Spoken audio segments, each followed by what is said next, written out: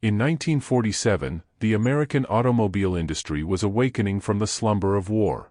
The factories that had once built engines for bombers and tanks were returning to their original purpose, creating machines of beauty and power for a nation eager to move again. Among the names that symbolized this renaissance stood Buick, one of General Motors' most prestigious divisions, a brand that had built its reputation on a delicate balance between elegance, reliability, and innovation. And at the center of Buick's rebirth came the Roadmaster, a car that seemed to embody the very spirit of post-war America, confident, graceful, and unashamedly proud of its design. The 1947 Buick Roadmaster was not merely a car, it was an idea made of metal and chrome. It represented the optimism of a people rediscovering luxury after years of austerity. Its long hood stretched like a statement of intent, its sweeping fenders seemed sculpted by the wind itself, and the grille, broad, assertive, and finely detailed, announced the return of American craftsmanship to the world. For Buick, the Roadmaster was more than a flagship. It was a symbol that their cars could rival the finest European marques in design and refinement while retaining that unmistakable American character. Under its hood rested Buick's legendary straight-eight engine, a mechanical masterpiece that had become a cornerstone of the brand's identity. This engine was not about brute force alone, it was about smoothness. The long-stroke design allowed for seamless delivery of power, while the characteristic Dynaflash performance gave the driver a sense of effortless motion. At a time when roads were open and fuel was cheap, the Roadmaster offered something rare, quiet power that didn't shout but hummed with authority. Every piston stroke, every turn of the crankshaft, was part of a symphony of mechanical precision that turned raw gasoline into graceful movement. But to understand why the 1947 Roadmaster was called the most beautiful car in America, one must look beyond its mechanics. Its design was a statement about how America saw itself after the war. The nation had emerged victorious, industrially unmatched, and culturally influential. The Roadmaster became a reflection of that confidence. Its wide stance symbolized stability, its long, low-profile projected confidence, and its chrome details, subtle yet assertive, were the jewelry of prosperity. Buick designers under Harley Earl's influence understood that post-war Americans didn't just want transportation, they wanted presence. The Roadmaster provided exactly that, a moving sculpture of prosperity and pride. Inside, the Roadmaster was a sanctuary. The interior craftsmanship matched the grandeur of the exterior. Plush upholstery wrapped in fine broadcloth or leather, meticulously polished wood grain trim, and elegant chrome accents gave the cabin the warmth of a private club on wheels. The dashboard was both functional and luxurious, with an Art Deco influence carried over from the late 1930s, but refined for the modern age. Every switch had weight, every dial had precision, and the steering wheel, large and finely detailed, served as both a control instrument and a statement of authority. When one sat behind that wheel, it wasn't just about driving, it was about commanding a piece of American artistry. The Roadmaster's ride quality was equally refined. Buick engineers had spent years perfecting their coil spring suspension system, and by 1947, it provided one of the smoothest rides of any car in its class. The chassis absorbed imperfections with grace, making even rough American roads feel like polished boulevards. The silence inside the cabin was remarkable for its time. Buick's engineers called it the quiet ride. Sound-deadening materials and precise engineering isolated passengers from the harshness of the outside world, allowing the engine's gentle hum to become part of the car's personality rather than a disturbance. The car's proportions were deliberate and symbolic. It measured over 16 feet in length and nearly 7 feet in width, dimensions that gave it an undeniable presence. Yet, despite its size, the Roadmaster carried its weight with balance and proportion. Its sweeping lines guided the eye from front to rear in one continuous motion, creating a sense of forward movement even when parked. The fenders blended smoothly into the body, an evolution from the separate fenders of pre-war cars, hinting at the dawn of the streamlined automotive age. The grille, with its toothy, chrome bars, became one of the most recognizable faces on American roads, a signature design that would inspire countless imitations in years to come. Driving a 1947 Roadmaster was an experience that combined mechanical sophistication with emotional satisfaction. The car moved with a kind of serene authority, its weight grounded but not cumbersome. The steering, though not yet power-assisted, was precise and predictable, and the hydraulic brakes delivered reliable stopping power. The straight-eight engine produced around 144 horsepower, a significant figure for the era, and its torque delivery allowed for effortless cruising at highway speeds. Whether gliding through city streets or rolling along open country roads, the Roadmaster made its driver feel both powerful and dignified. For many Americans, owning a Buick Roadmaster in 1947 was a statement of having made it. The war was over, factories were booming, and suburbs were expanding. The Roadmaster became the car of doctors, business owners, and community leaders, people who valued refinement over ostentation. It stood a step below Cadillac in price, but in design and comfort, it was often considered its equal. Buick's advertising captured this spirit perfectly. When better automobiles are built, Buick will build them. In 1947, few could argue otherwise. One of the Roadmaster's most distinctive elements was its bomb sight hood ornament, a gleaming emblem that symbolized progress and speed. It served no mechanical purpose but held deep aesthetic and cultural meaning. In the late 1940s, America's fascination with aviation was reflected in car design. Tail fins, turbine motifs, and streamlined contours would soon dominate the decade, but the Roadmaster was among the first to express this fascination elegantly. Its ornament wasn't aggressive, it was graceful, a subtle nod to the nation's technological ambition. The Roadmaster's body was also one of the first to adopt Buick's Super Body by Fisher, a testament to craftsmanship and strength. The doors closed with a satisfying thud, the paint had a mirror-like finish, and every panel aligned with remarkable precision for its era. Chrome trim framed the windows and traced the body lines, catching light in motion like jewelry. The result was a car that looked expensive because it was built that way, every inch of it radiated intention and pride. In the post-war years, Buick's role in the General Motors hierarchy was to offer near-Cadillac luxury without the Cadillac price. The Roadmaster fulfilled this role perfectly, delivering a level of opulence that few competitors could match. Its closest rivals, Packard, Lincoln, and Chrysler, offered fine automobiles, but Buick had a design language that appealed more broadly. It combined the flamboyance of American optimism with the restraint of good taste. Where Packard emphasized tradition and Lincoln leaned toward conservatism, Buick's Roadmaster felt modern, dynamic, and alive. By 1947, car ownership had become more than a necessity, it was part of the American dream. The Roadmaster fit naturally into that narrative. For returning soldiers and growing families, it symbolized achievement and stability. For the middle class, it was an aspiration, for the wealthy, it was a tasteful companion to the Cadillac. And for everyone who saw one glide by on the street, it was a reminder that beauty and engineering could coexist in harmony. Every aspect of the 1947 Buick Roadmaster carried an emotional weight.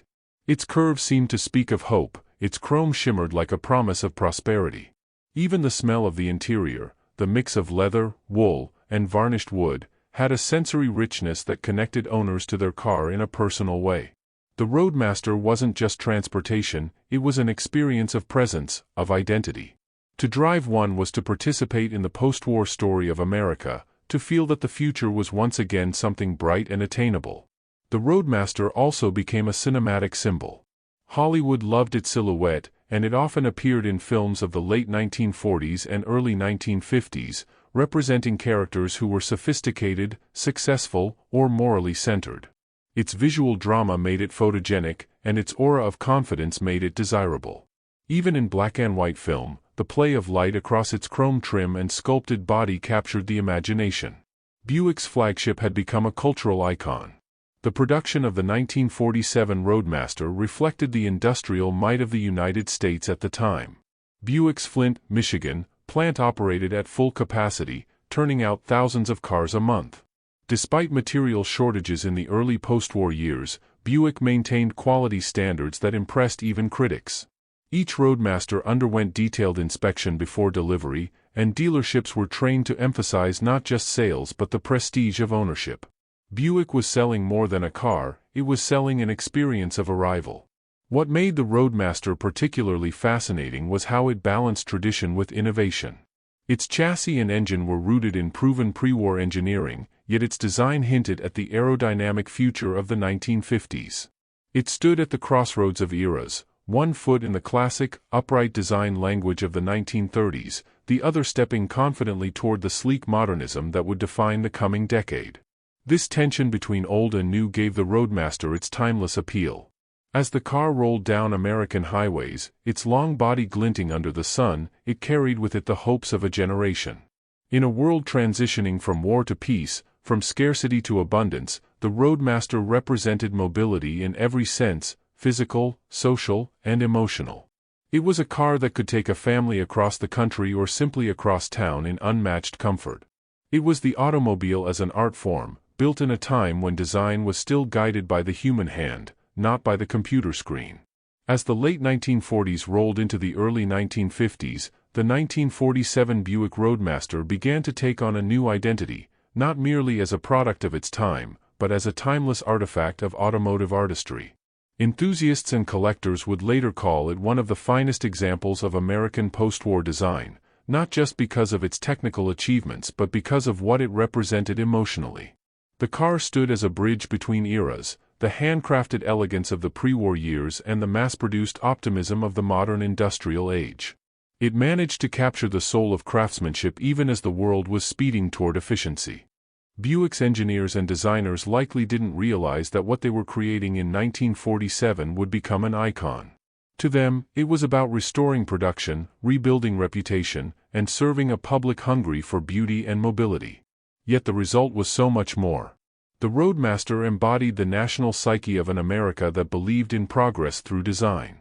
Every curve and line carried confidence, every detail radiated intent. It was a car that seemed to whisper, "The best years are still ahead," and in 1947, that message resonated deeply.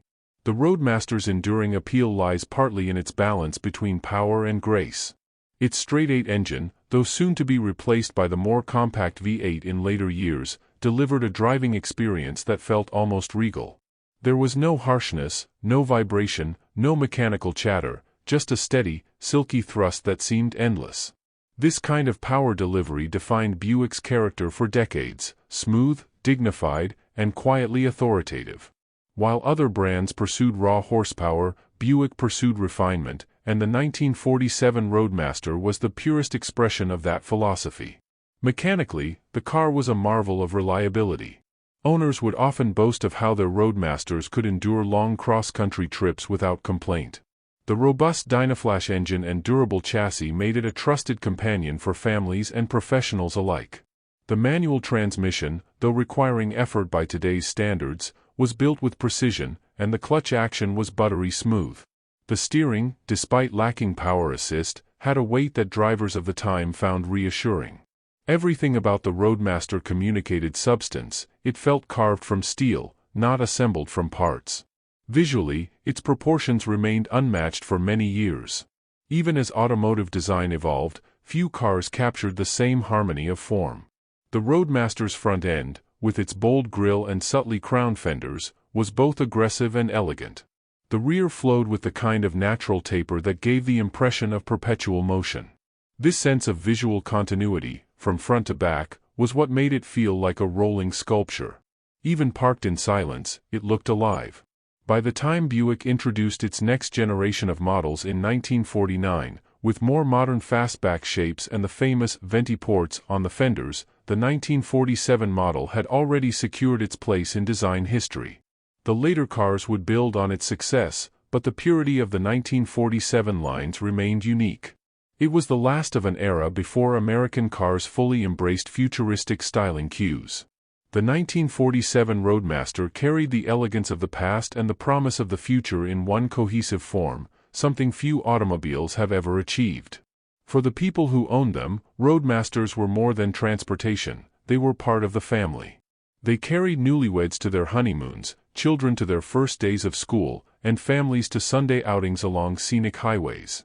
The Roadmaster's back seat was the stage for laughter, songs, and long conversations about dreams and plans. The car's very name spoke to its personality. It was indeed the master of the road, built to glide rather than rush, to arrive with dignity rather than haste. In a time before seatbelts and power windows, the experience of driving a Roadmaster was physical, intimate, and deeply human. When enthusiasts today restore a 1947 Roadmaster, They often speak of the emotional connection they feel. The process is more than mechanical, it's a journey through time. Every bolt tightened, every piece of chrome polished, every stitch in the upholstery brings back a fragment of a lost world. These restorers talk about the satisfaction of hearing the straight eight come to life, its rhythm steady and soft, as though the car is taking a deep breath after decades of silence. The smell of gasoline and oil mixed with old leather becomes a kind of perfume, a memory of an age when cars were built with heart as much as with hands. Collectors treasure the 1947 Buick not just for its beauty, but for its rarity in original condition.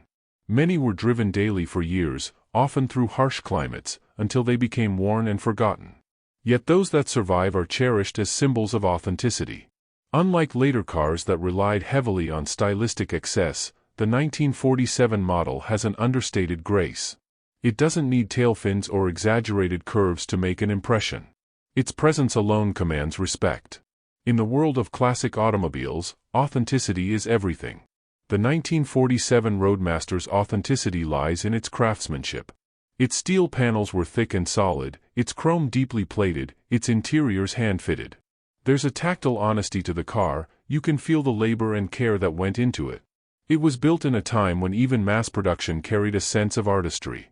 Buick's craftsmen didn't see themselves as workers, they saw themselves as builders of something meaningful. Every car that left the factory in Flint was a declaration of pride. The Roadmaster's influence extended far beyond Buick itself. Its combination of size, grace, and understated luxury set the tone for what American premium cars would aspire to throughout the 1950s. Cadillac would push the boundaries of extravagance, while Buick maintained a more measured elegance. Chrysler, Lincoln, and even foreign marques took note of the Buick's balance between modernism and restraint. It became a benchmark of tasteful American design, a reminder that power and refinement could coexist. Driving a 1947 Roadmaster today is an experience few modern cars can replicate. The first thing that strikes you is the silence. Close the heavy doors, and the world outside seems to fade away. The cabin fills with the soft purr of the engine and the faint whistle of the wind over the fenders. The steering wheel, large and deliberate, feels like an invitation rather than a demand. The throttle responds smoothly, and the car begins to move with a kind of quiet majesty. It doesn't rush, it glides. The weight, the balance, the view down the long hood, all remind the driver that this is not a machine designed for haste but for harmony. What makes the experience even more special is the reaction of people who see it. Onlookers stop, smile, and point. They recognize, even subconsciously, the aura of something genuine. In an age of plastic and automation, the Buick's hand-built honesty is refreshing. Its curves catch the sunlight in ways that no computer-generated surface ever could. It speaks a language of design that's almost extinct, a language of proportion, restraint, and purpose. In American history, cars like the Roadmaster played an important cultural role. They weren't just status symbols, they were expressions of national identity. The United States had emerged from the war as the world's industrial leader, and cars became the ultimate ambassadors of that success. A Buick in a driveway was more than transportation, it was a monument to progress. It told neighbors that the family had achieved something meaningful, that they believed in the future. In this way, the 1947 Roadmaster wasn't only a car, it was part of the American story itself. The design philosophies behind it also left a lasting mark.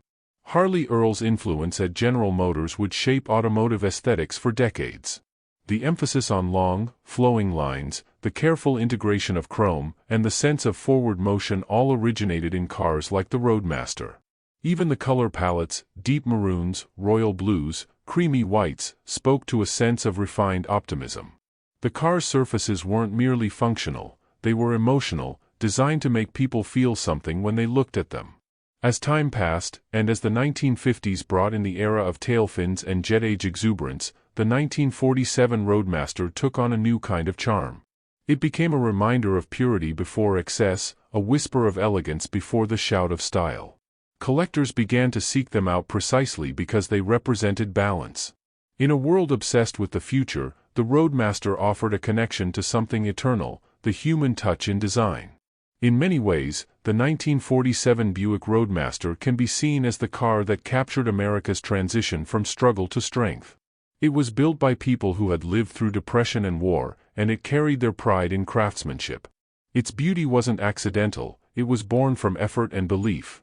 That's why, even today, when one sees a Roadmaster gliding down a road or gleaming at a car show, it still evokes awe. It carries the dignity of its creators, the hope of its buyers, and the soul of an era that believed in excellence. Some historians have called it the last truly beautiful Buick, not because later cars weren't attractive, but because the 1947 model represented a kind of perfection of form and meaning that's hard to recreate. It wasn't designed by committee or algorithm, it was shaped by passion and experience. It stood at the peak of an age when car design was still an art form driven by intuition rather than metrics. That authenticity is what makes it endure. Every surviving Roadmaster tells a story. Some have been restored to concours condition, their chrome gleaming like new, their paint deep and lustrous. Others remain in barns and garages, waiting for rediscovery. Each carries the fingerprints of the past, the dents, the wear, the faded badges. But in each, the same spirit endures. The moment the engine turns over and the car takes its first breath after years of silence, history comes alive. The driver feels connected not just to a machine, but to a moment in time when America believed that beauty could be built, and that motion itself could be poetry. In the end, the 1947 Buick Roadmaster is more than a car, it's a statement about the human capacity for creation. It reminds us that engineering can be art, that design can express emotion, and that progress doesn't have to abandon grace. When Buick built the Roadmaster, they didn't just construct a vehicle, they captured a feeling. That's why, nearly 8 decades later, the car still inspires admiration. Its beauty isn't trapped in its era, it transcends it. When people say that the 1947 Roadmaster was the most beautiful car in America, they aren't exaggerating. They're recognizing something deeper than aesthetics. They're acknowledging how perfectly it represented its time, how harmoniously it blended form and function, and how profoundly it captured the nation's optimism. It was the face of post-war hope, the shape of ambition, the sound of confidence on the open road. To stand before one today is to feel that hope again. The reflections in its chrome are like memories of a time when craftsmanship was a source of pride and design was a matter of honor. The world may have changed, technology may have advanced, but the emotion the Roadmaster evokes remains timeless. It's the feeling of arrival, of purpose, of motion as art. And in that sense, Buick truly built not just the most beautiful car in America, but one of the most beautiful ever made.